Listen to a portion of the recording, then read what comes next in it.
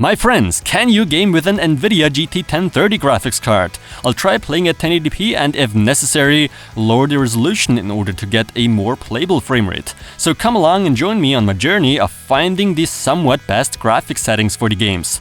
The FPS can be seen at the upper left hand corner of the screen. Let's go! We'll start things off with Battlefield 1 again.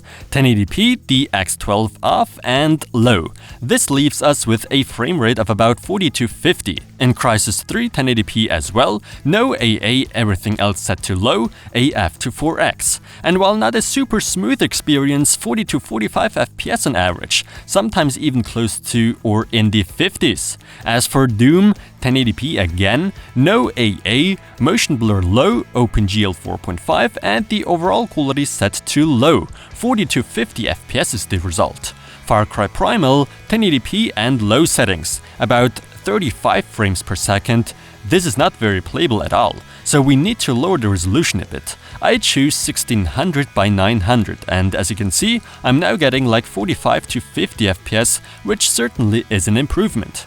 As for GTA 5, DX11, 1080p as always, FXAA, the population density variety and distance scaling at 100%, and the rest at normal. Reflection MSAA is at X8 though, and AF at X16. 70 to 85 FPS ain't bad, right? We do have some headroom there. Now I'm very close to the VRAM limit. All these settings remain the same with the exception of the population variety turned down to like 50% since it eats up video memory. Texture quality is set to very high, shader to high, reflection to high as well, reflection MSAA X2, and the rest remains the same.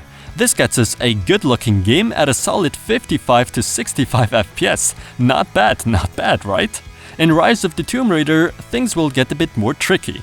DX12, 1080p, no AA, and graphics preset at lowest. At these settings we get about 35 to 40 frames per second, which is a bit low. All I do now is lower the screen resolution to 1600 by 900, and this allows for a somewhat smoother gameplay with 50 FPS. And finally, The Witcher 3. 1080p, low and low again for the post-processing. About 35 FPS is the result. We can do better than that, right? So once again I lowered the resolution down to 1600 by 900.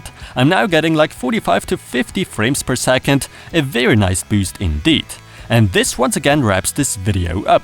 So can you game with the GT 1030? Yes, you can, but you need to lower the settings quite a bit, even the resolution in certain games, in order to get a somewhat playable frame rate. I hope you found it useful and somewhat enjoyable, and let me know if you want to see more videos of this type. And as always, thanks for watching.